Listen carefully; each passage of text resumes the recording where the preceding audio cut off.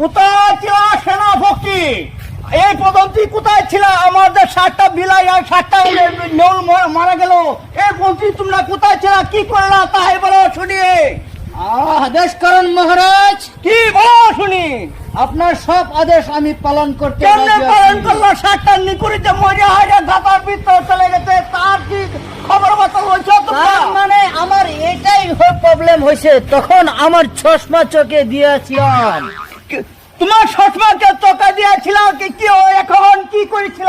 চোখে চশমা দেওয়ার জন্য আমি কোনো কিছু দেখতে পাই নাই মহারাজ। এই জন্য তোমাকে রাজ্য ছেড়ে অন্য রাজ্যে চলে যাইতে হবে। কোথায় সেনাপতি? আদেশ করেন সেনাপতি।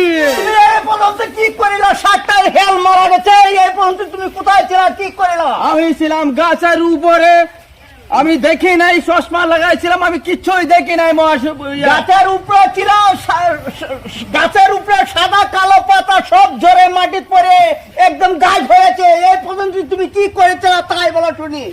শুনেন, আদেশ করেন মহাপ্রভুটি, আমি কিন্তু কিছুই দেখি নাই। গাছের উপর থেকে গাছের পাতা কেমনে পড়ছে আমি কিছুই দেখি না। দেখছো না দুদিতে তুমি এই রাজ্য ছেড়ে চলে যাও, আমি এখন ঘরে চলে যাচ্ছি।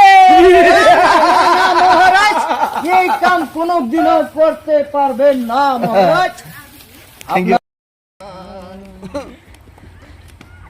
আমি পাপি পাপি মহারে পাপি, আমি তোর গোলাম। হাগে তো হয়ে মন দিলাম না রে, কেনে যে হইলাম। আগে তো হয়ে মন ছিলাম না রে, কেনে যে হইলাম। আমি পাপি পাপি মহারে পাপি, আমি রে তোর গোলাম। আগে তো হয়ে মন ছিলাম না রে, কেনে যে হইলাম। আগে তো হয়ে মন ছিলাম না রে, কেনে যে হইলাম। কিরম হয়েছে গানটা?